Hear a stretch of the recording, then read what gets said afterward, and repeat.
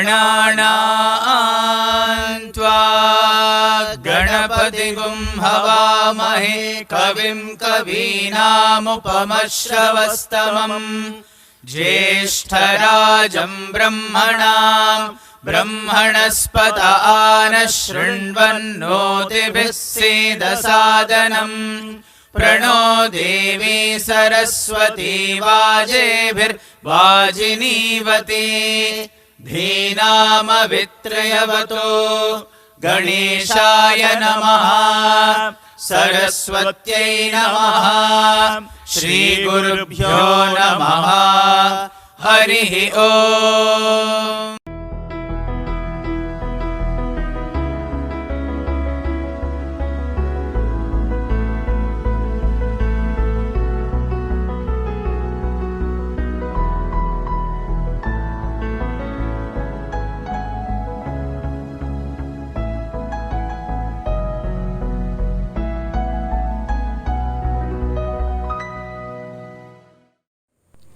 Om Shri Sairam. Bhagwan Shri Sathya Sai Baba says, if one who understands the spirit of service becomes a leader, that leader will always retain and enjoy his leadership through service. Today we have amidst us a leader, a doctor who has dedicated his life and learnings to serve in the mission of the Supreme Lord and Leader. Yes, he is none other than Dr. V. Mohan, Trustee, Sri Sathya Sai Central Trust Prashanti Nilayam, and Chairman and Chief of Diabetology at Dr. Mohan's Diabetes Specialities Center. Dr. Mohan, a leading diabetologist of the world, was blessed with the constant presence of Swami around him even before he could directly connect with Bhagwan. He became a Sai devotee and was showered by Bhagwan's benedictine love at a juncture in his life when he and his family most needed Swami's assurance, love and grace to edify the personal and professional life. A professional par excellence, Dr. Mohan's innumerable academic qualifications and awardments are a testimony to his dedication and sincerity to the avowed cause of serving diabetes patients with the highest level of knowledge, skills, and sensitization. Ever since his undergraduate days, he has published over 1,400 papers in numerous peer-reviewed journals and textbooks, which is unsurpassed by any other doctor in the country. He is the Chairman and Chief of Diabetology at Dr. Mohan's Diabetes Specialities Center at Chennai, which is an IDF Center of Excellence in Diabetes Care. This largest chain of diabetes centers in the world that Dr. Mohan heads has 50 centers across 8 states of our country and has 5,40,000 registered patients of diabetes. Truly dedicated to his mission of service, he has trained over 12,000 physicians, 500 diabetologists and innumerable nurses, educators and technicians to build a system that provides a holistic treatment to patients, helping them identify and accept the disease, improve their lifestyle and have the desired quality of life. Living Bhagwan's dictum of love all, serve all and thoughtfully playing his role in the divine mission, Dr. Mohan also provides lifelong free treatment to thousands of poor patients through the free diabetic clinics established by him and has conducted over 3,000 free diabetes camps, including several along with the Sri Sathya Sai Seva organizations and trusts. He has received over 190 awards, including the prestigious Dr. B.C. Roy National Award by the Medical Council of India and the Dr. B.R. Ambedkar Centenary Award from the Indian Council of Medical Research, the highest award for biomedical research in India. He also received the Bhagwan Sri Sathya Sai Dhanvantari Award from the Sri Sathya Sai Seva Organization, India.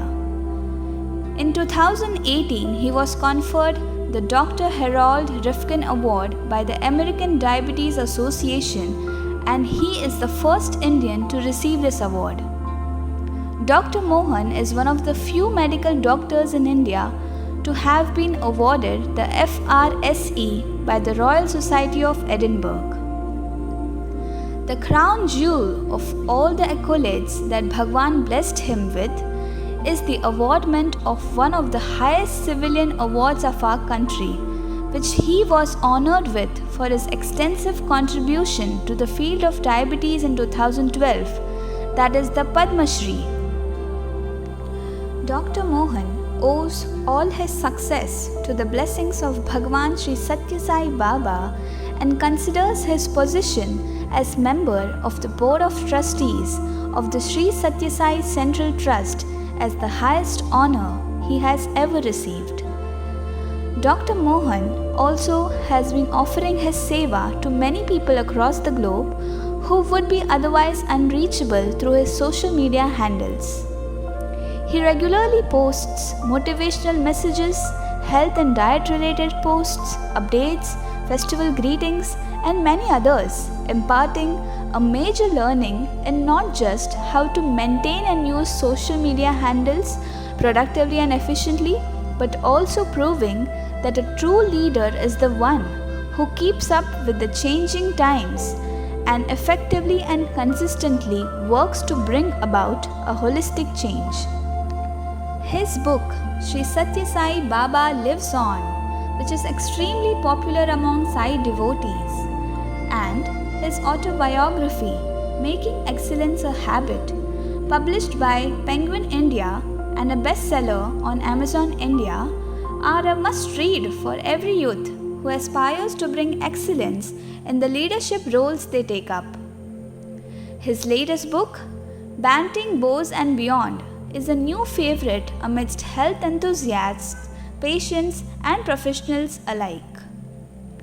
To a leader who is leaving no stone unturned in reaching out and serving his brethren, to a doctor par excellence, to our very own Dr. Mohan Sir, we extend a very warm and hearty welcome back to the Satsang series and invite him to speak about our beloved Sri Sathya Sai Baba, the Supreme Leader.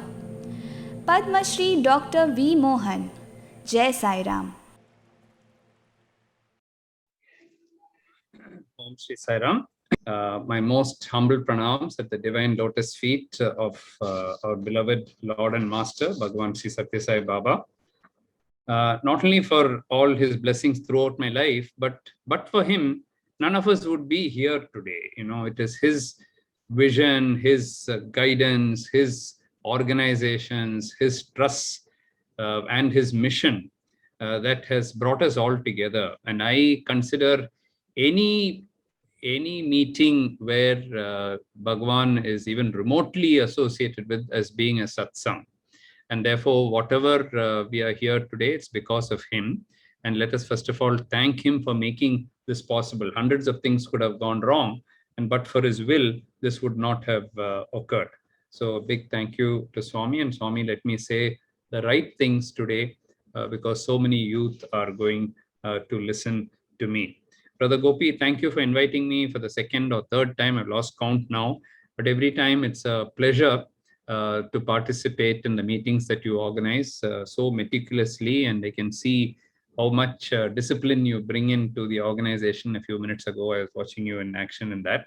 And so I'm glad that these standards are being maintained, because I think Swami's organizations, this is of paramount importance. Swami gives very much importance to all of this. And I'm glad that these sessions are useful.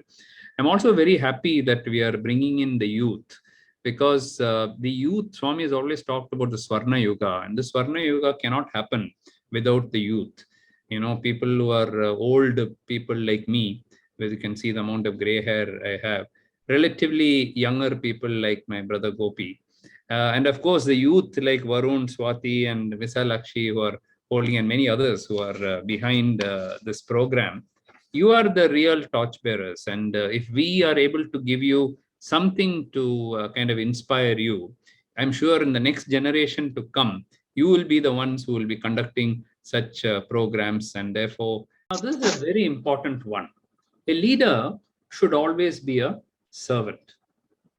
Now, people may say, how can you, say that, a leader is Swami and you're saying servant and all that? I'll give you an instance which happened. I'm sure many of you know this. Once in a speech, Swami said that none of you can be my servant. Okay? But I can be your servant.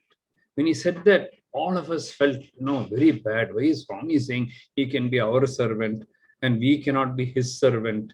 I said, Swami, we must be your servant, Swami. And he said, you are not capable of being my servant. To be a servant needs certain qualities, which very few of you will have. He said, a good servant will be always available for the master, 24/7. What does a master need? What does the master need? What does the master need? What does the master need? Always listening to what the master does. Always be available, day and night. Think of nothing else but being of seva to the master. He said, how many of you have that quality? Most of you are part-time devotees. You come here, that 1 hour bhajan is there. Then you go out of the Sai Kulwant hall and you're forgotten everything. All gone. You come here, spend a week here, total bliss. You're completely different world. You're in heaven. You finish everything. You get into the bus, Swami says. You've not even started the journey. You only got into the bus outside from Prashanti Nilayam and it's all forgotten. Immediately now it is, okay, tomorrow what do I do? How much do I earn? What do I think? What this thing shall I do? What? You're completely forgotten everything. And all that you listened and all that you learned here is forgotten in 1 minute. He said, when it is like that, how can you even claim? How can you even pretend to be my servant? Are you qualified? For that, you need to rise so high to be my servant. Okay. Now, let me tell you how I can be your servant. 24 hours of the day, I am there to listen to your prayers. Each one of you praying for something or the other. Okay. You pray and then you go to sleep. But in the night, some other part of the world, somebody else is praying. So I have to be ready for that also. So I don't have a single minute. Throughout the day, throughout the night, throughout the thing, everybody, I have to guard you every minute. Okay. You're going on the road. You can have an accident. So I have to guard you against that. I have to keep my eyes on you all the time. Are my children okay? Are my children doing well? Is there anybody in difficulty? Okay. You've heard of the story of how Shirdi Baba burnt his hand, isn't it? He put his hand into the fire and then got burnt. And somebody said, Swami, whatever. He said, no. One child, mother was cooking. The child fell into the fire. To save that child, I put my hand inside and I saved. So even when the mother lost the concentration, Swami did not lose the concentration. You see? So he said, I am there for all of you, all the time, 24/7, always looking after your needs. So I am qualified to be your servant. You are not qualified to be my servant. I thought, that is one of the most profound statements made by Swami.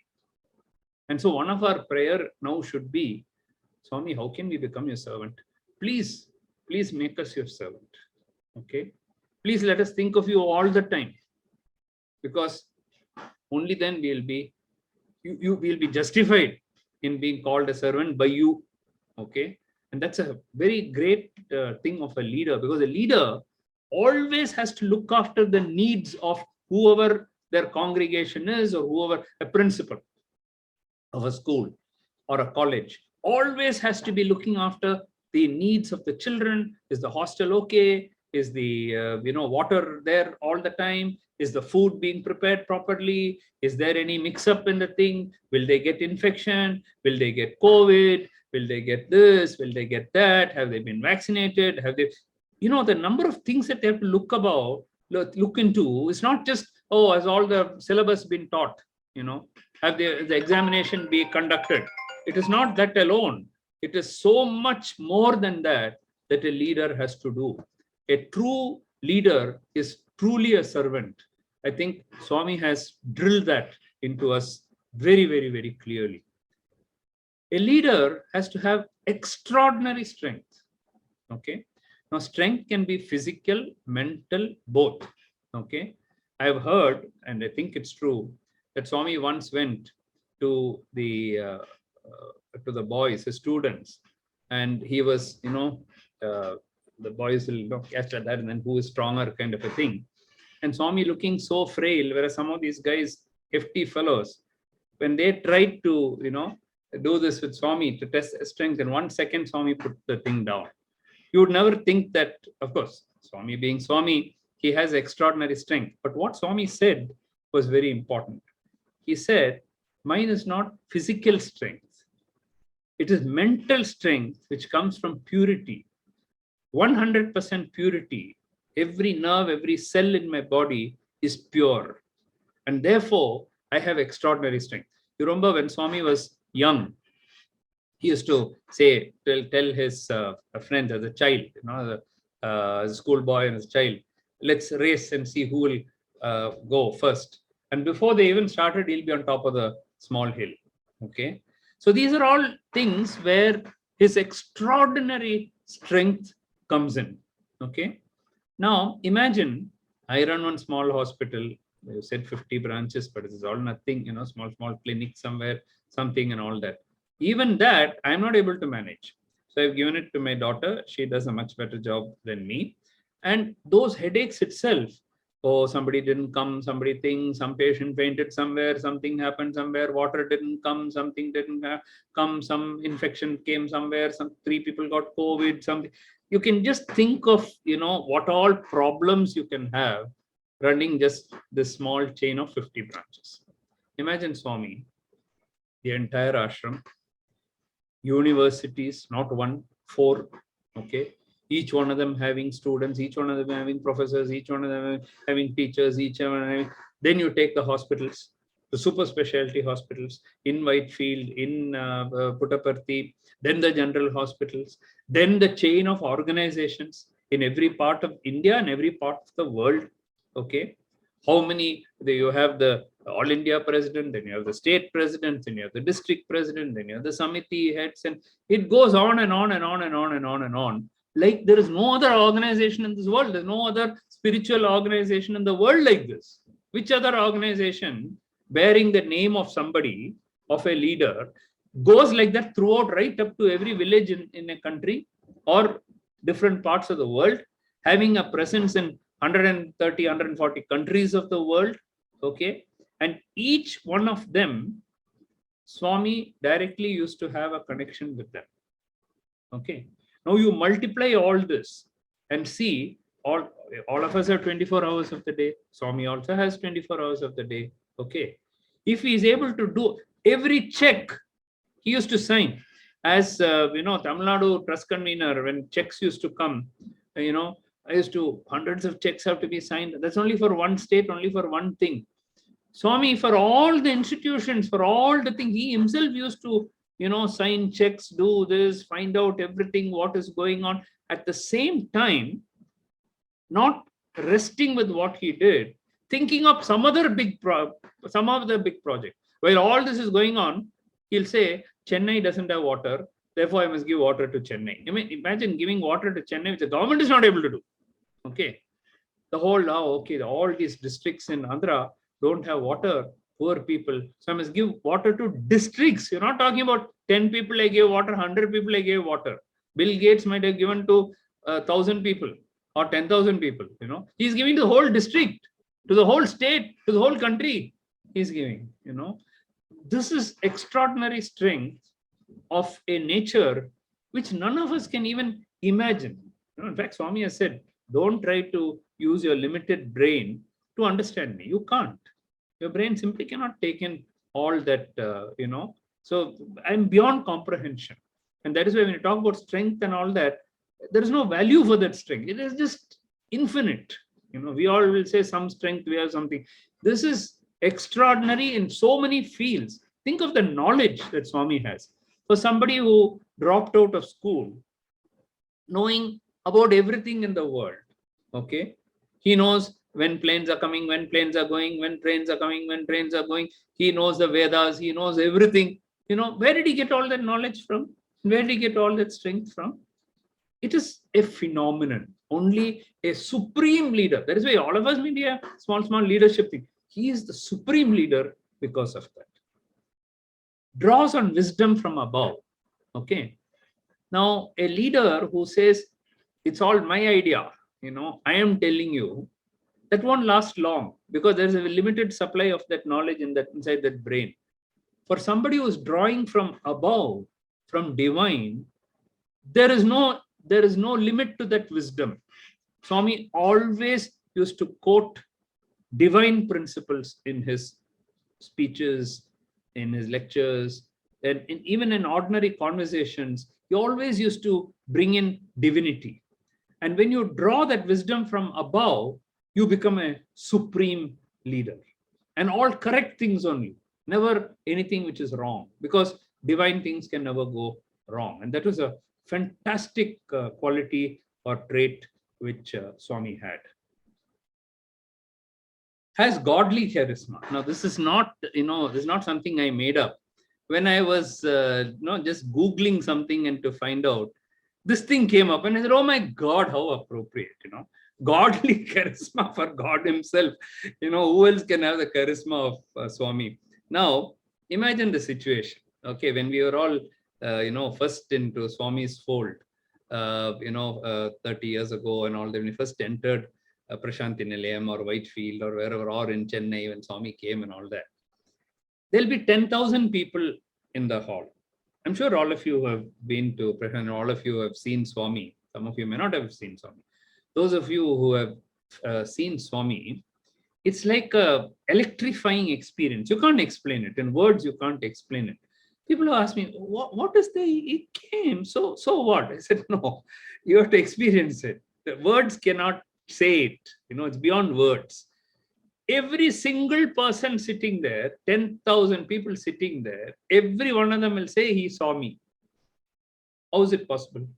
You tell me. How can he see 10,000 people? But every one of them who has gone there with a problem, who has gone there for a solution, who has gone there for something, it is solved by him in just one look. He just looks like that. All the 10,000 he has covered. And all the 10,000 people is given their solutions for it in some way or the other. Okay. And it's very difficult to say. I mean, as a scientist, people make fun of me someday. Oh, this guy, we thought he's a big scientist. Look at what he's talking. That's why I say, as Swami has always said, of all the madness, Sai madness is the best. Because every other madness will be taken to the mental hospital. But here, Sai madness is something which is bliss, which you can enjoy. For example, suppose you're sitting there and you say, okay, in the next 5 seconds, if Swami turns right, okay, then I will proceed with this. Okay. If he doesn't turn, I won't do it. If you're meant to do it, he'll turn right in that 5 seconds. Okay. Now, how does it happen? For you, it was that. Somebody else would have thought something else. That also will happen. That is godly charisma. That is what attracts everybody to him. Like a magnet, everybody gets attracted to him. Okay. And of course, he has always said, I never called you. You came on your own. But it's that charisma which has attracted us. Okay. And which continues to attract us. Why are we today having the satsang also? It's because that charisma is there. Swami is always there. Sathya Sai Baba lives on. He's always there. The physical form may not be there at all. Okay. We don't even need it now. Because he is there with us every single minute. He's inside us as well. The last one is walks in dignity and honor. Okay. Have you seen Swami walking? I don't think any of us can walk like him. He doesn't walk. He glides. Like this he goes. Like this he goes. Swami will just be going like that.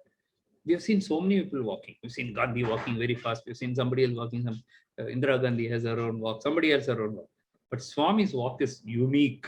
Okay. And when he walks, he's not at all hurried. Have you seen Swami hurried anytime? He'll take his own time. He will come. But he has the dignity and the honor. Even people, we've read so many books about Swami, so many experiences. People have said, I won't bow down to him. I will not do this. They come there, they see Swami, they start crying, and then they immediately fall at his feet. Okay, he has not said a word. He has not mesmerized them. He has not done anything. But that is true divinity. So when you see true divinity, when you're actually meeting God, it's a very humbling experience.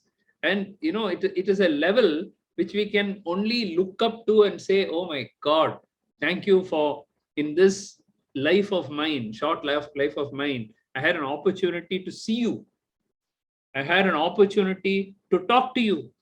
I had an opportunity to touch you, to take your blessing, Pada Namaskar. I had an opportunity to ask you for advice, and you have given me that advice, either directly or indirectly. You have done that. And that is the true honor and dignity of Swami. And I think all those who have actually experienced it, it's a lifetime experience. Not only that, he need not even be physically present. If some of you have had dreams of Swami, it's not a dream at all, it's a vision. And that vision which you have had, everyone has dreams every day, but that vision, when Swami comes and tells you something or talks to you, throughout your life you'll remember it. How I know that? Because when I wrote my book, Sathya Sai Baba Lives On, I took 6 years to write it, by the way. Because I didn't have time. Whenever I haven't written, okay, I'll sit and write one chapter. Because Swami told me in one thing that if you write my book, you should do it with your own hand. So I couldn't outsource it. I couldn't do anything. So I'll write. Sometimes after 6 months or 1 year, I'll forget what I wrote. Okay. And I'll write the same thing again. I've done this for one chapter. I've done it 3 times, about 2 years apart. I wrote this one, did I write or not? And because I write longhand and then I give it to my secretary and they keep typing it and they'll keep it somewhere and so on. After 3 months, I'll write this one. No, maybe I didn't write. Okay. Then I'll write it again.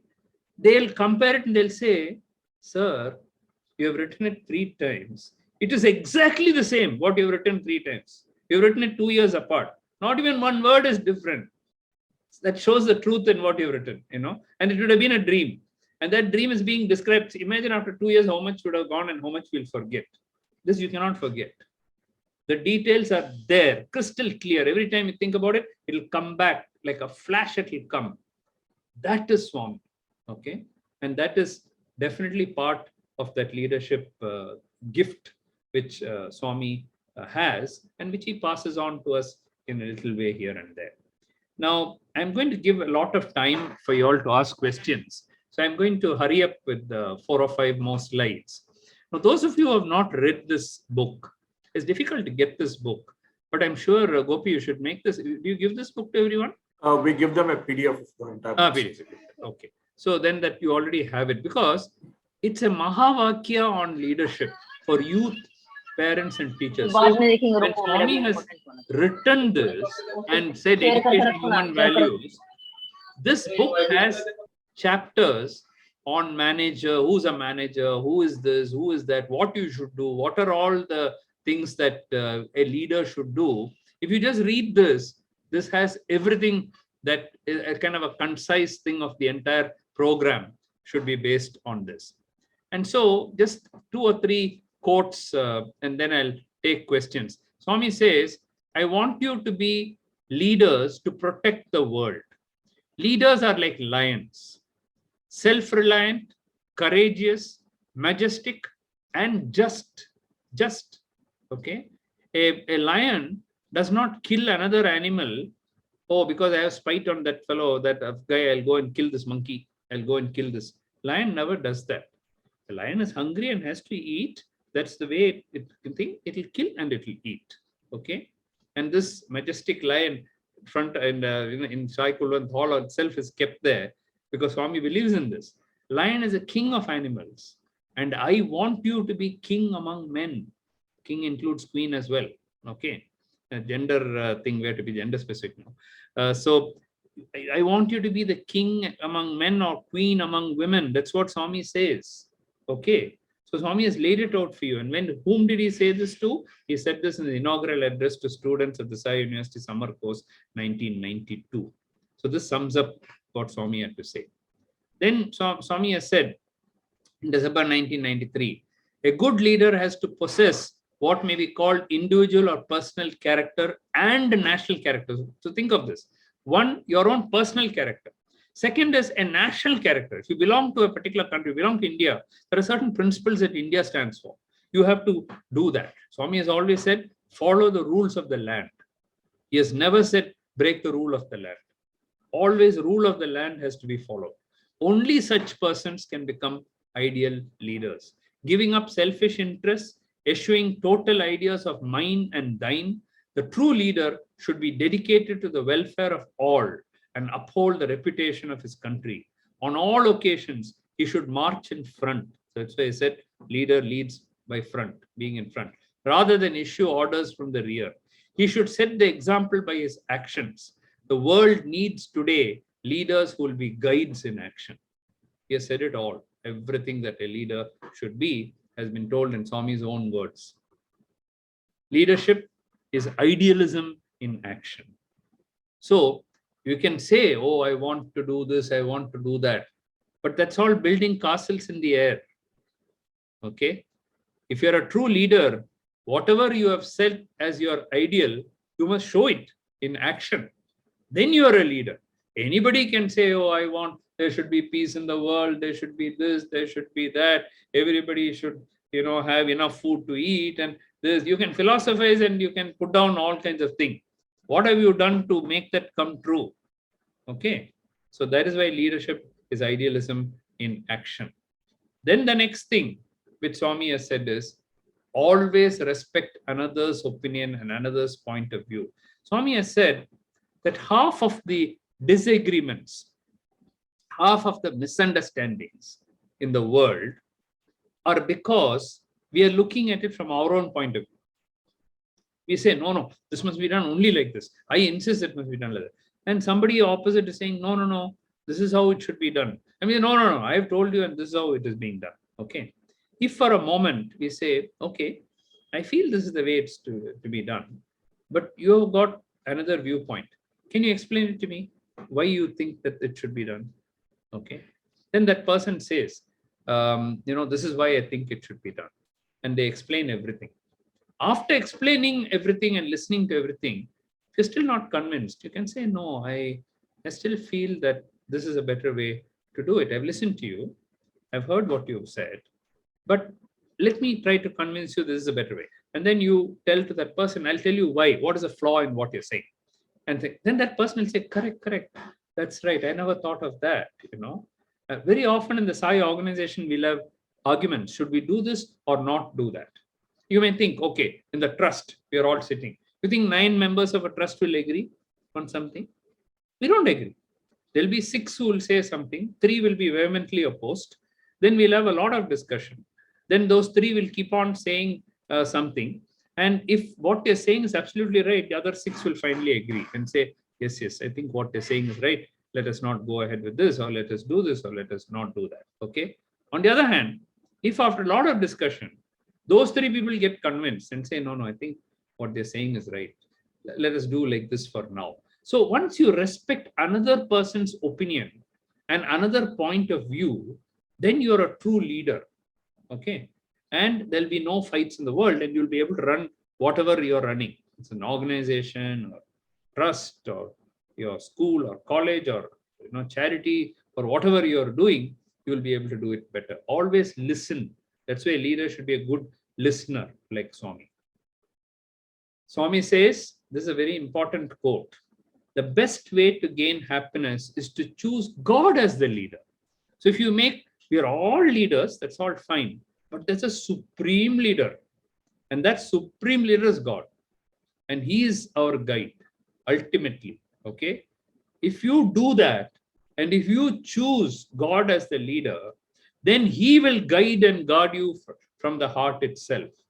So all we have to do, so this comes down to surrender. So once we surrender to Swami and say, you are the ultimate leader, we are placing everything at your divine lotus feet, and we have nothing more but you as our leader. Please guide us, because we are children and we don't know what to do. So let my action be totally guided by you. Then we cannot go wrong, because then he takes over. He then takes over, because he said, this person has given the responsibility to me. Therefore, now I have to guide this man or woman to do the right thing. And that is a very, very important quote from Swami. So I'm going to actually stop here, because I know that instead of my keeping on preaching, you all will have practical situations or things. And I'm not telling you I can answer everything, but if I know through my experience what, if your doubts, if I can answer them, I'll be more than happy. So let me end by thanking Swami. Om Jai Sairam. So we'll open it up for questions. How are you going to do this? Are they going to unmute and ask, or type in the chat? We have our moderator, doctor, and she will take over. Very good, very good. Yeah. Over to you. Already I can see one hand up. So yeah, we'll have many more, sir. You'll have a lot of. Okay. Yeah. Let's do. Yeah. Yeah, Sairam sir, thank you for the wonderful session and for teaching us all the characteristics and traits of being a leader through Swami's experiences. We are really blessed and honored to have you.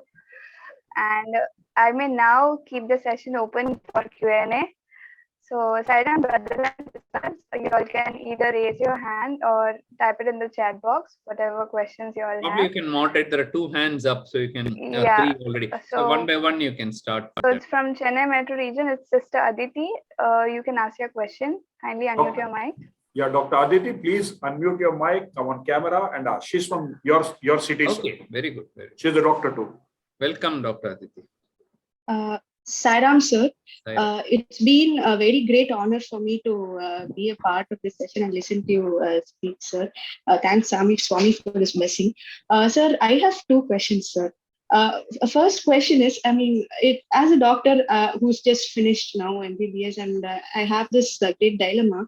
Now, usually any doctor who finishes this MBBS, we all aim towards being a good clinician, practice well, join a good establishment, a good hospital, make a good mark. But there are very few doctors, most of them are satisfied with that itself.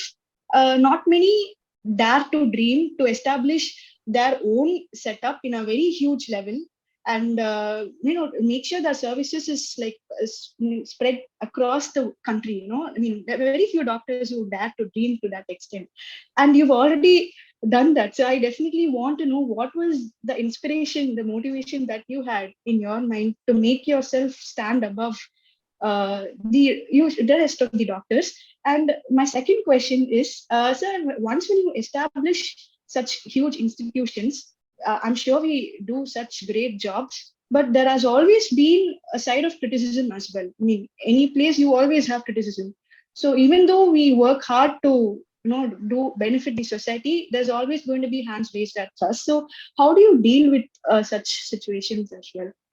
Yeah, so I'll take up both the questions. The first thing is, how did I build the institution and how did it grow? I did not plan to. So when I finished my MBBS, MD and all, I didn't say I'll have 50 branches all over India. It is not how that started. In fact, the first branch came after 12 years. There was not enough place. We are outgrowing the whole campus where we were in. We had bought some land and it was just overflowing. So I had called some of the industrialists. In fact, from Hyderabad, I had called somebody, and we had a kind of a meeting. And I was telling them, "What do I do now? I don't have land. I don't have this. I don't have Gopalapuram is where headquarters. See, we have completely used up this building, that building, everything over. Now, what do I do?" That man told me something which Swami must have made him say. He said, "You are not a Gopalapuram person." I said, "What do you mean I'm not a Gopalapuram person? I'm staying in Gopalapuram only. Where else? What else person I am? I'm not a Mylapore person. I'm a Gopalapuram person." Then he said, "No, you're India's person." I said, "What do you mean?" Yeah, you're India's person. Why are you only thinking of Gopalapuram? You don't have space here, space there. Why don't you think of the whole country? I said, how will that happen? I built up a practice and I am doing that. He said, you train people. Why should you only say go and see patient only? Why should you only see? If you're a true leader, you should be able to train other people also. So I said, yeah, that's a good idea. I never thought about that. So that is how, apart from the first branch that we started in Annanagar, the next branch was in Hyderabad. And let me tell you that this is actually a true thing which happened in Prashanti Nilayam. It happened. So this Hyderabad we had taken, and since Gopi is there, Brother Gopi is there, I'd like to share this incident with me. I have the picture also in my consultation room. I have that picture. So I'd come to Prashanti Nilayam, and this is going to be the first branch outside. So we had only two branches, Gopalapuram, Annanagar. Both are in Chennai. And Annanagar also used to go once or twice a week. So it is still under kind of my control only. But I had another person there who was running. Then somebody said, no, this person who actually gave me the idea, he said, no, you have to come to Hyderabad. You have to. So we started somewhere in, we are going to start in Hyderabad. We found the place and all that. Then I came to Prashanti Nilayam. Somebody from Hyderabad met me in Prashanti Nilayam and he said, don't come, Dr. Mohan. He's not a competitor or anything, but he is Sai devotee. But somehow he told me, don't come to Hyderabad. It will be a total flop. You just give up the thing now itself before you start it. This is going to be a total flop for you. Don't do it. There is no scope in Hyderabad. I was totally confused because I already paid the advance. I paid everything and all that. That morning, coincidentally, I don't know how it was. Swami doesn't normally call in Sai Kulwant Hall and call for. Normally it'll be outside, or interview or something. He just called me like that. And he said, you want to ask me something? He said. I said, yeah, yes, Swami, yes, Swami. Then I said, Hyderabad, Swami. I only said, Hyderabad, Swami. I said, Hyderabad will do very well. You start branches there. You will have more than one branch in Hyderabad, he said. Today I have 7 in Hyderabad. Okay. So, of course, the first 1 or 2 years, we didn't do well. And I was about to close down, And that's another miracle. If you read Sathya Sai Baba Lives On, it's all there. Every incident there has been thing.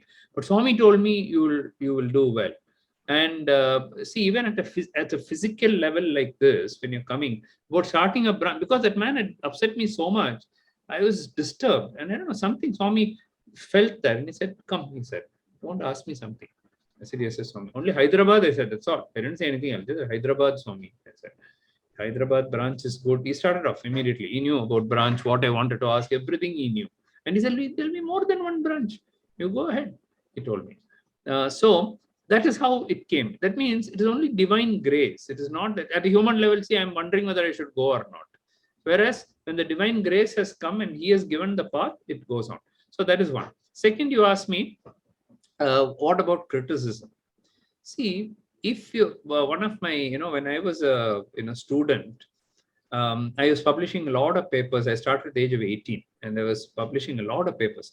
Some of my teachers were very jealous of me and they used to put me down, completely demoralize me, saying, who do you think you are? You're going to get Nobel Prize or what? What is this research and all? So doing MBBS, you're going and publishing papers. It's a sheer waste of time. Nobody has done this and all. They kept on going. So one day I went and cried to my pharmacology professor, Dr. Lalita Kameshwaran. I went and cried. She's like a mother to me. So she said, what, you're crying? Okay. Then after I finished crying and all, she told me, okay, I'm going to ask you one question. Okay. Do you want to be successful or not? I said, of course I want to be successful. Then remember, there is a price for everything. And this is the price for success that you're paying. Remember, throughout your life, people will be criticizing you. And the more you get success, the more you will be criticized. If you're not ready for it, give it up right now. Become a total flop in life. Nobody will criticize you. Nobody will throw stones if the mangoes are not good. Only if the mangoes are ripe and very good, people throw stones. So if you want to be a ripe mango, a very sweet mango, then expect the stones also to come. Otherwise, be a rotten mango and don't be there. That was a useful lesson which I learned. And of course, Swami has also said like that. Why go that far? There are people who criticize Swami himself for all that Swami has done. There are people, bad people in this world who keep criticizing Swami. Has he ever reacted? Has he ever said anything bad about the people? So Swami says, if a dog barks at the moon, Nothing happens to the moon, but the dog's voice only will go after some time. He keeps on barking, seeing the moon. So similarly, like that, if you want to do something in life, learn to handle criticism. Of course, listen to the criticism. Sometimes there can be truth in the criticism. Maybe you're not handling people well. Maybe somebody you have done hurt something. So if there's something you can do and correct it, that maybe Swami telling you in some form through somebody. And remember, your best friends will not keep on telling you, you are the greatest, you are the greatest. They will tell you, no, what you have done is not correct. That is a true friend. Only the sycophants and false friends will say, oh, you are great, because they want something from you. A true friend does not want anything from you. Therefore, if you want to be a leader, better be ready for criticism.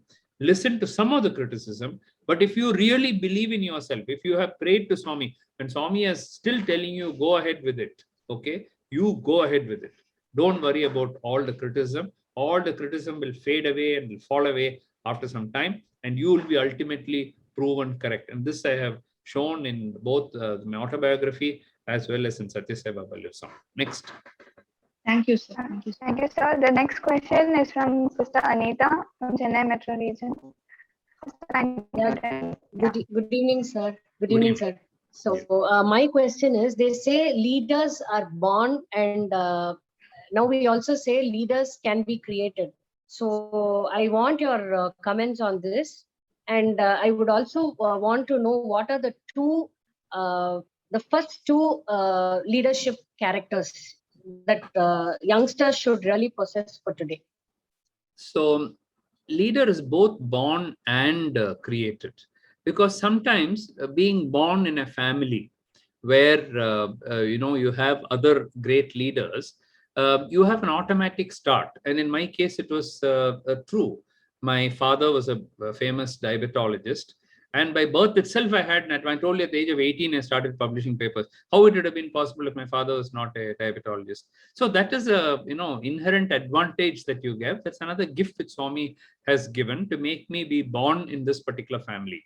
But having said that, there are many doctors' children, many lawyers' children, many other engineers' children who have totally become flops in life, because there is no need for them. They've got all the money, they've got everything, they don't have to, and they become they just start drinking, they start getting into drugs, they get into something else. Their whole life can go. There's no need to work hard at all. Okay. So that is again Swami's gift, and that is the nurture part of it. So both nature and nurture are very important. If you have an advantage of being born in something and certain, make use of that advantage. I always used to say, I stood on my father's shoulders. In fact, his mother was also a doctor. So he had one advantage. He stood on her shoulder. I stood on his shoulder. So I could see a little further. My daughter then took up medicine, and she also started at the age of 18 doing research. She's standing on my shoulder. So if you see, the vision keeps on increasing when you make use of the advantages that you have. Okay. It doesn't mean everyone does it, but if you have that advantage, why waste it? Okay, you've already got the advantage. You can use it to the best of your ability. But the nurture part is also very important, because you can then, to take it to the next level, you have to have so many things which you have to learn, new skills you'll have to learn. For example, to just be a doctor and to treat patients, if you know medicine is sufficient. Little bit of public thing and service oriented is enough. But you want to run institutions, want to run branches and have everything, then administration also you have to learn. So you have to learn that skill. Maybe you'll have to do a management course or something else you'll have to do. So depending on what you want to do, there is always scope for improvement. That's why I said you have to set the bar higher and higher and higher. Above everything else, you need God's grace, because without Swami's grace, not a blade of grass will move. So you can build all the castles in the air, it will all just collapse like that. So that is where Swami's grace is also. So humility, praying to Swami. And when you pray, don't pray to Swami and say, Swami, give me 50 branches. That is not what you pray. Swami, if it is meant to happen, let it happen. Otherwise, demolish it. If you think that, I'll be happier and my life is better without all this, take them away. I don't need them. I need only you. I don't need. But if I can be an instrument to serve through somebody else or to building something, then help me to do that also. That should be our prayer. Next. Thank you, sir. The next question is from Sister Vibhuti. Audio is not very good. Sister Vibhuti, yeah. Can we have Vibhuti Gupta from Haryana, Sairam, please? sir. Yeah, Vibhuti, go ahead. Yeah, sir. Gopi sir, I am here. Sairam, Sairam, Gopi sir, it's not a question. It's a small message about tree plantation. Can I give? Yep. Okay, go. Okay. Briefly. Sir, I want to say, like, we have been this. So Vibhuti, your voice is cutting off totally. Breaking. Vibhuti. Voice is breaking. Your voice is breaking. Can we park your comment a little later? We will take the Or question you can first. type in the chat You can box. type and check. Yeah. Type in the chat box. You can type and leave it. We'll take Sharanya there, please. Okay. No. Sharanya? Sairam, sir. Sairam. This is Sharanya from Bangalore. Sir, what would be your advice to somebody who is starting from scratch into the field of entrepreneurship? Entrepreneurship. Okay. So And my second question is, have you had any low point in life? And yes. okay, you must read my autobiography because there is one chapter on failure and what are all the places where I failed. I have openly and frankly said how I have totally failed in many things. So that is that. The book also talks about entrepreneurship because I talk about how you have to build up things and what are all the traits needed for that. But the first thing that in entrepreneurship I'll tell you is that you have to have that entrepreneurship skill in you or that need in you. Okay. There are some people who are very happy with a 9-to-5 job. Okay. 9-to-5 job, you go, then you play golf or you listen to music or you go to bhajan or you go to something else and you've got children to look after and you've got this. And so they're very happy. 9-to-5, I get my job, I get my thing. You will never be an entrepreneur. Okay. But that doesn't matter. Everybody need not become an entrepreneur. We need also people who can work and deliver the goods and be happy with whatever you want. An entrepreneur is somebody who's always looking for something next. You have to keep on. You cannot be, it's like being on a treadmill. If you're on a treadmill, you can't just stop and say, I'll now stop walking. No, you'll be thrown off unless you switch off the treadmill. Okay. So like that, once you've gone to entrepreneurship, you can't say, now I want to get 9-to-5 job. No, don't get into it because you have to keep working. Sometimes with the entrepreneur, you will have to pay the staff salaries, but you may not have, money to take for yourself. When COVID came, myself, my daughter and my son-in-law, the three of us, for 9 months, we did not take a single rupee. 9 months, not even 1 rupee. It's not delayed. Later on, we took it. For 9 months, we worked just like we worked every single day, but did not take a single rupee. 3 of us. Why? Because that's the only way to keep the institution alive. Otherwise, the institution would have died. We are all taken our salaries at that time. Today, I won't have my institutions. So an entrepreneur is somebody who should be willing to do all that. Lot of sacrifices. Because for us, that institution is bigger than ourselves. Okay. And so that is so you have to have that basic thing in you and you have to go the extra mile. 9-to-5, it doesn't stop. At 6 o'clock, you might have to do administrative work. Then something else you might have to do. Okay. So an entrepreneur, somebody you have to give your total life to the cause. It can be you may be starting a charity, you may be starting a hospital, you may be starting something else, an organization, you may be starting anything. Okay, it doesn't matter, factory, it may be anything that you're starting. But whatever you start, you have to put your heart and soul into it. That is what a basic an entrepreneur. The other thing for an entrepreneur is start small. Because if you think you can start everything in one big thing, one small bubble and the whole thing will collapse. Today, I was reading that many of the educational things that I don't want to mention names, but very famous names in education, to see first page of every paper, you'll be seeing, training for this, training for that, training for NEET, training for JEE, somebody. They're all in severe trouble now because they've raised so much of money and promising they'll do this and all that. Suddenly they didn't get the money that they were promised.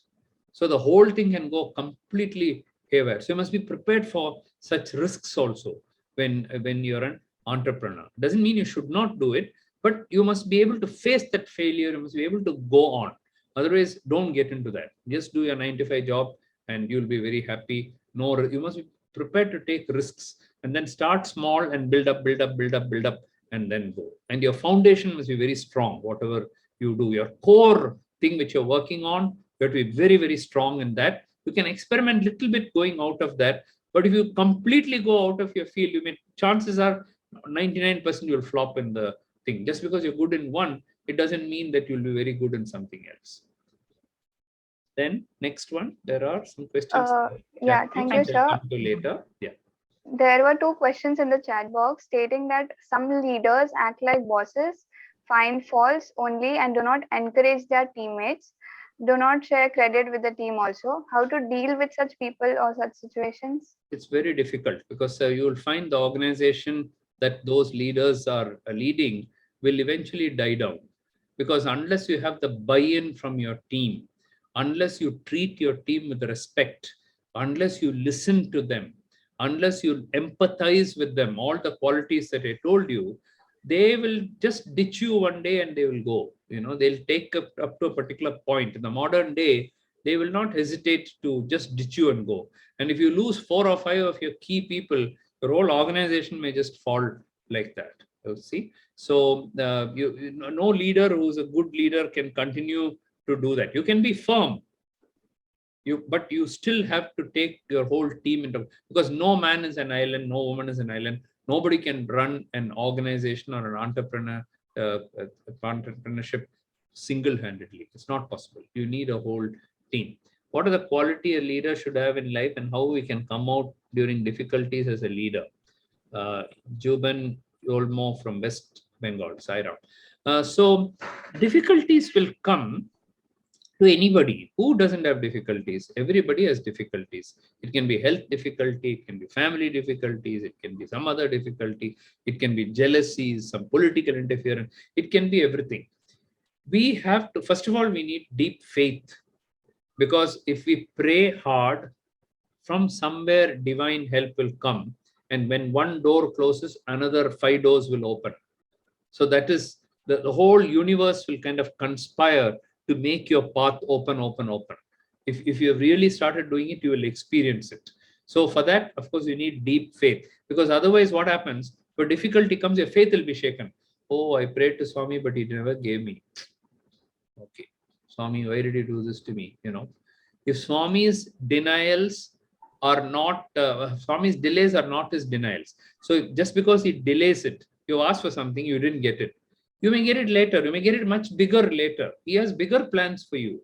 So if you have full faith in the form, in the name, and you say, okay, Swami, I asked you, you didn't give me. That means something better than that you have for me. I trust you fully. I take your word. Thy will be done. If you say that, then during those difficulties, you'll be able to go through.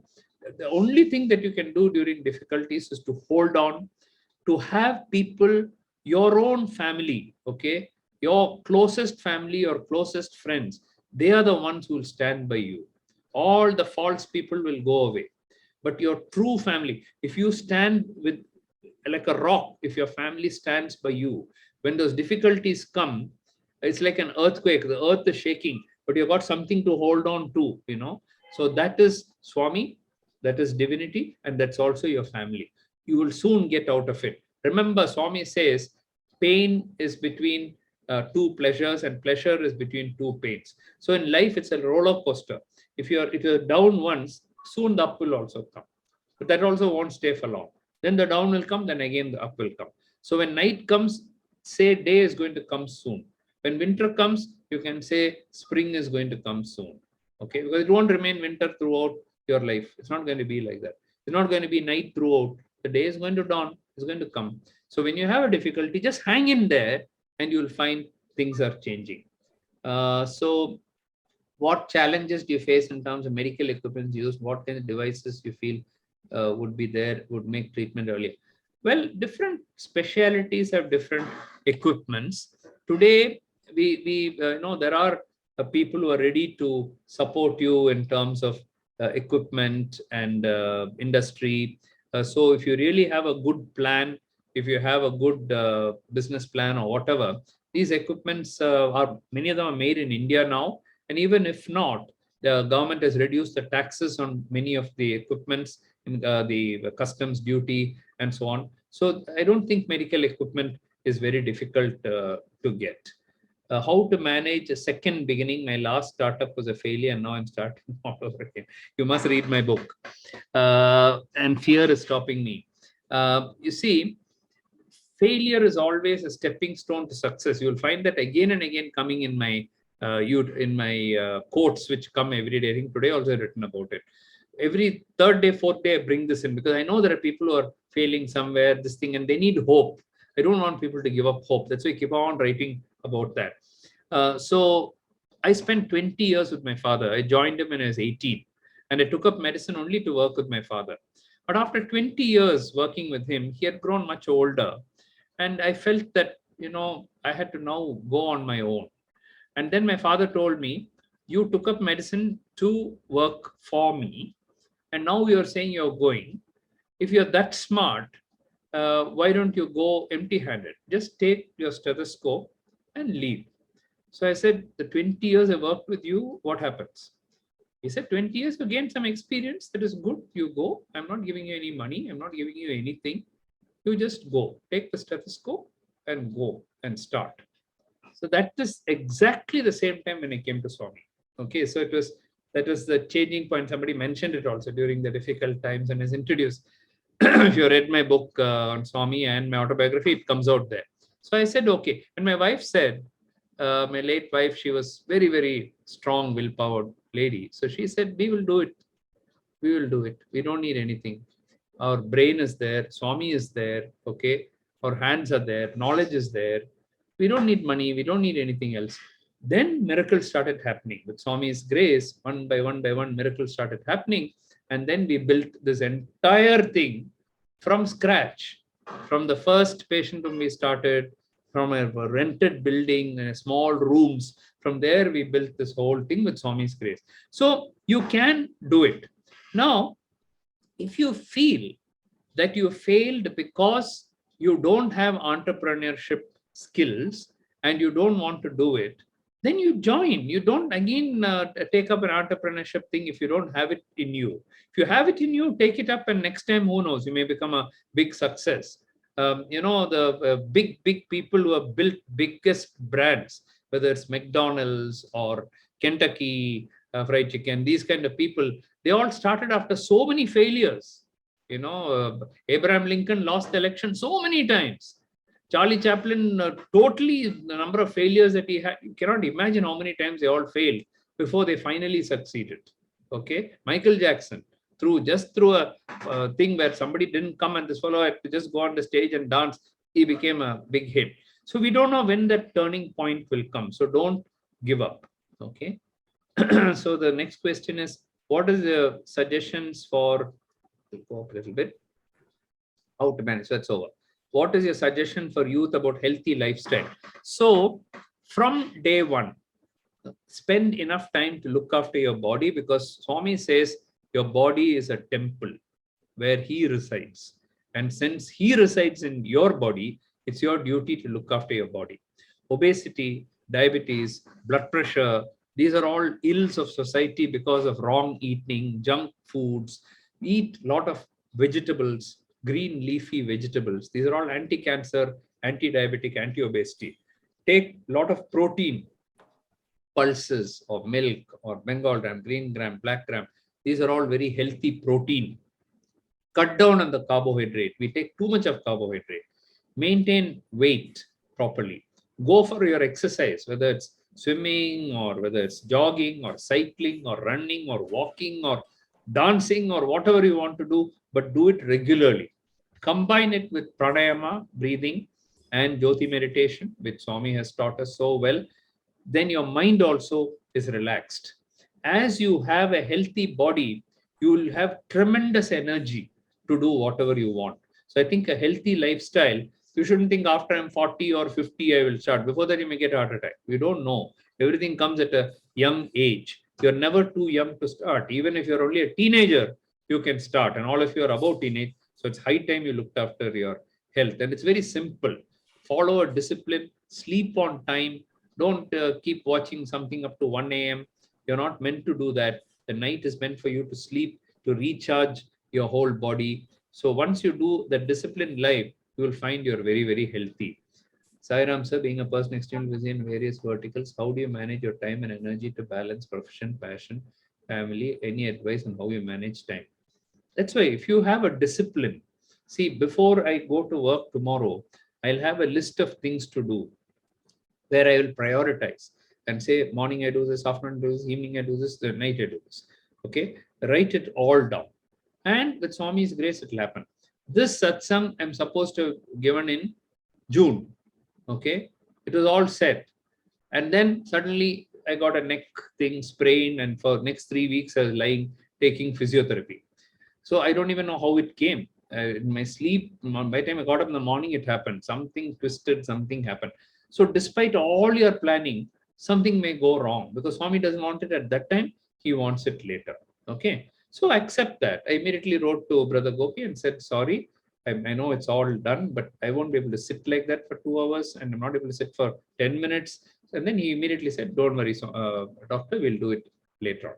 Then when he asked me, this happened. So disappointments will come, but you must plan. You must have everything ready. You have time for everything. Never procrastinate, saying, oh, I'll do it tomorrow. No, tomorrow something else will come and that will get added on.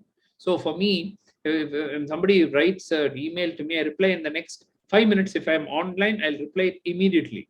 Okay. Or definitely that day. People say, how do you reply? I said, if I don't reply it, next day, this and that will get added on. My headache will get worse. That's why I'm doing it. Not because I want to say I'm efficient, but because this is the way to do it, have less headache for tomorrow. Okay. So if you write down everything and if you have your focused plan, you will find God is helping you to achieve everything. And then, of course, you need God's grace. It's not our greatness. It's Swami's blessing which makes you happen, which all these things to happen. I asked this question. Doctor, we have another 7 minutes to go. So we may take about 2 questions, and rest of the questions we'll populate it and send it to you. Okay. Okay. Waiting for the dilemma between choosing private practice or working in medical college, or both. Have owned this thing, academics, but I find a lot of confusion. You must, in a quiet moment during meditation, go deep and then pray to Swami and say, guide me, Swami, what I should do, this path or that path. And Swami will automatically make one path go away. There'll be only one path left for you. So you'll have to take that path. Okay. So don't have confusion. First of all, ask yourself, what do you want? What will make you happy? You have only one life. Is teaching going to make you happy?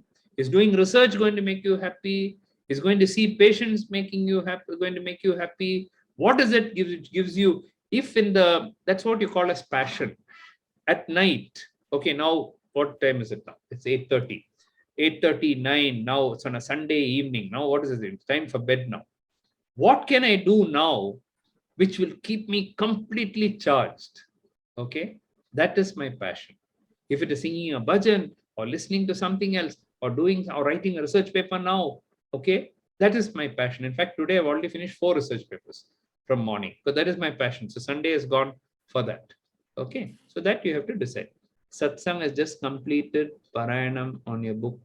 Oh, Sairam. Thank you. I hope you found it useful. Do you think people are more attracted to Swami's physical form? Because nowadays it's desperately searching for miracle. Well, physical form we all wanted. And when Swami was there, one look at Swami, one small glance here, one smile, this is all what we wanted. But Swami had warned us from the beginning, I will not be there forever. Don't get attached to my form. Don't get attached to my picture. I am more than this 5 foot that you are seeing. I am much more than that. So if you really believe in him, despite not the form not being there, you will still connect to him. He still answers all my prayers. He still gives me whatever answers I want. So just because the physical form is not there, and most of the miracles that happen to me has happened not when I'm sitting with Swami, but when I'm somewhere else or something. So Swami is beyond his physical form. Of course, we all want his physical form, but physical form, how long can any avatar be there? 100 years? Avatar cannot be there for 500 years. No? They'll come in some other form. They'll come in somebody will be talking to you, will be Swami. You won't be knowing that. You'll think it's somebody else has come. That is Swami who has come. Okay, so he'll take many guises, many forms, and he will come if you believe in him. Then being a trustee of Central Trust is. So can we take that on the screen? So we have from somebody from Delhi. Ganesh, you want to take the chance now? Please. Ganesh. Sairam, sir. Go ahead, Ganesh. Go ahead, Ganesh. Sairam, sir. It's Sairam. a very wonderful opportunity for us to meet you today. And I quickly ask one question, sir. Yeah. Swami established many institutions and he is the head of all the institutions. Yes. And he could be able to maintain the standards or quality or the discipline across at the same level. So what are the things that you adopted from these institutions to maintain the same standards what you set for your branches or institutions? And how do you manage that quality or let it come to cost or receiving people or giving the same level of treatment, same with the quality and all? Thank you for the question, Ganesh. I mean, Swami is Swami and Swami's institution to Swami's institution. So I cannot compare my small institutions with Swami's mighty ocean.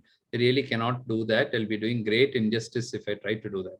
But only the principles of love, the principles of not cheating somebody, principles of caring for somebody or empathizing with somebody, that is something which we try to do. For example, in our Gopalapuram unit, I have written there, love all, serve all, help ever, hurt never. And somewhere inside I have written, if you find any one of us not following those words, please tell us, because we are supposed to be following that. And if you're not following that, either me or anyone in this institution, please let us know. And if we're really not doing it, I'll remove those words from our center. I've kept it there for all our staff to know that they have to love all, serve all, help ever, hurt never. So those we try to do. Otherwise, in other ways, I cannot do everything free. I try to do something, whatever I can. But when you run, institution where you have to pay rent, where you have to pay salaries, where you have to pay this, there's a check and balance thing. You have to finally, if you don't do that, it will completely go on. Swami never said do everything free. Swami only said give little bit of your time. If you're doing something, also allot something for the poor and needy. Do something. Otherwise, there'll be no more industries. Nothing will be there. Everything will be done free only in the world, isn't it? Swami has given that as one model, and that model is working. It's a very difficult model, by the way, I can tell you, to what you said, to keep those going itself when the costs are going. Imagine, okay, we have a corpus, and then the costs are always going up. Salaries are going up. Electricity is going up. Everything is going up. Okay. How do we keep it going? And donations have to keep coming more and more and more and more. Swami, so far, he has given all the trustees and all that enough thing, and it has gone on. Our prayer to Swami is it must continuously go on. And that is where I think all of you all come in to spread the word and to keep his institute, because his institutions are not ordinary institutions. They're temples of learning. They're temples of healing. They're not like ordinary institutions. So we have a great responsibility to keep those going. We'll take the last question there from Odisha. Devasmita, you want to go?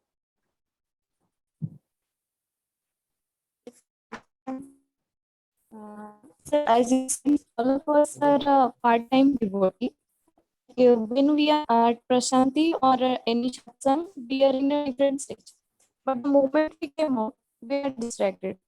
So I want to ask that how we could become a constant servant all the time. You are not very audible, but I think I got it. You are saying the moment we leave Prashanti Nilayam part-time devotees, then we get back to the usual world. The usual world is Maya, and Swami has talked about that. And so it is not easy. I think dedicating whatever we do to Swami is sufficient. Okay. It is not that when we go and sit there 100% of the time, we are only pure and we are, sannyasis and we don't do anything else. It's not like that. Morning we get up, we dedicate everything to Swami. I pray 5 times a day. 5 times I connect to Swami. I find that very useful because morning, afternoon, evening, night. Now, after I finish, now I have to go and finish my Ashtotram now. Come back in the night once more. I have to, before I've got this, I've got this. What you're seeing is my bedroom. And you can see a small altar right here. So there'll be one more prayer here. So morning to night, connecting to Swami 4 or 5 times a day helps to keep you connected.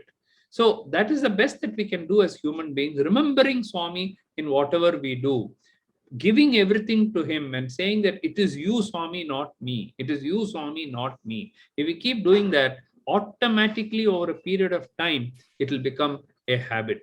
So even then we are part-time devotees only, and the Swami has to say whether we are full-time devotees or not, but that's the best we can do. And every day, every year, if one step more we are able to take in that spirituality path, I think Swami we'll be able to keep Swami happy and satisfied with our devotion. Thank you. Over to you, Subhadra. Yes, Uncle. Thank you very much, Dr. Mohan, sir. Now I request AIP, sir, Sri Nimish Pandya, to please address the gathering. Oh, he's there? I didn't know he was there. Sorry. I saw his name there, whether it's Mr. Nimish Pandya or Mrs. Pandya, I don't know, because Mr. Pandya should be on the flight right now from Bhubaneswar to Mumbai. Okay. Is it? Uncle, I think, like you said, Uncle is occupied, but I'm sure he's in spirit with us. Okay. So Okay. I would request Gopi Uncle to please speak a few words. There's nothing that I should talk right now, Dr. Subhadra. I think, there are a lot of lessons that I have learned here. It's really so enterprising. And I should say, Dr. Garu, it's so overwhelming actually to listen to you, because it was such a short presentation, but you hit the nail on the head right there. And each one of us who are in a leadership role, either at work right now or at home or in the organization, each one of us have to think now whether we have those qualities that have been listed out. In fact, I've taken every screenshot of every slide. We'd be very happy, sir, if you could share that also. We can start going around and we can talk with these slides. We can definitely think, we can start talking to youngsters, and even in corporates, we should start talking about this now. Over and above that, I think having moved with Swami so closely, and your experience in life, setting up a big business house like Dr. Mohan Diabetes, your falls and rise, these are all lessons for all of us, and most of these youngsters who are now moving on to the path of a career building. I think it's such a beautiful session. And we are very happy that Swami gave this topic to you. We had a lot of discussion of what should be given to you. And ultimately, I think the decision came that we should give you this topic. We didn't want to give you any topic on medicine or medical aspect or anything. Last time, I remember that we gave you something about health aspects and stuff like that. But I think it is again predestined that Swami wanted you to speak on this topic. And thank you for being here with us. And I thank all the state presidents who are here. There are national team members also here on this call. And I just wanted to place it on record also that the maximum attendance for any session has been today. I think we had 267 who actually were there during the session. And it is, I think, Swami's divine grace that we could hear you speak on this topic. Thank you, and Jai Sairam, sir. Jai Sairam, thank you very much for inviting me. And I learn a lot from youngsters, what they think, what their fears are, it's always nice to interact to find out, so that people who have had experience, we can share at least part of it with them, so that some of the mistakes we made, they not repeat. Yeah, they don't repeat. So let's Dr. Ram Manohara is also here, sir. Maybe I would request the National Medical Coordinator to say a few words. Ram? Yeah, Ram is. Sir, you're muted. You're on mute, Dr. Garu. You will hear me now? Yes. Yeah. Oh, Sairam to all of you. It's a wonderful talk by Dr. Mohan. I think we keep on talking. There won't be end to it at all. And my associate, Dr. Mohan, is exactly 50 years now. He's a close friend and also my guide. So it's really wonderful to keep on listening to Dr. Mohan with his personal experience, etc. And it's really an inspiration to all the new entrants and people in future. And really, he's been blessed by Swami, and we're all gifted to have him amidst us. Thank you. Jai Sairam. Thank you, Dr. Ramano Garu, for coming on board. Thank you so much. Over to you, Dr. Shravya. Dr. Shravya is our NLP candidate, and she's a doctor by profession from Kerala, sir. Over to you, Shravya. Doctors are fine. Yeah, we wanted the doctors to come on face to face with you. That's how it is. Okay, very Shravya, over to you. Thank you, sir. Om Shri Sairam to all of my NLP family members.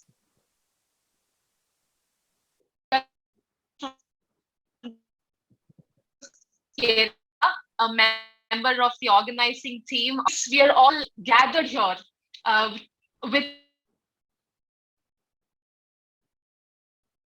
Cut off your video and then speak. A pioneer who has made massive Mohan. As an NLP. Sorry? Shravya, we lost you in the beginning. So I suggest that you go off the camera. The bandwidth in Kerala seems to be low. So maybe you can go off the camera and speak. Yes, okay. Perfect. Hopefully I'm audible to everyone better right now. now? It's better now. Yeah. Better. Okay. Yes. I just wanted to tell that with Swami's grace, we are all gathered here who, with an opportunity to listen to one of the biggest innovators in the field of medicine, Dr. V. Mohan. As an NLP 2021 batch student, I was hoping and praying that I would get to listen to you once again. And also for my fellow 2022 batch students to get inspired by you. I have a confession to make, sir. I am one of the subscribers of among your like massive 2 lakh YouTube channel. So thank you, sir. Thank you so much for making time for all of us. Thank you, our dear Gopi Pitla, sir, for requesting Dr. Mohan to spend some time with us on behalf of all of us. Thank you so much. And I'm thanking the AV and the tech team for this seamless meeting today. I'm extremely apologetic about my internet connectivity here in Kerala. Sorry about that. So by reminding everybody that we must strive to be a good servant to Swami so that we can be a king among men. Let's wind up today's beautiful session. I request the IT team to proceed with the Shanti Mantra. Om Sairam. Samastha Lokah Sukhino Bhavanthu. Samastha Lokah Sukhino Bhavanthu. Samastha Lokah Sukhino Bhavantu.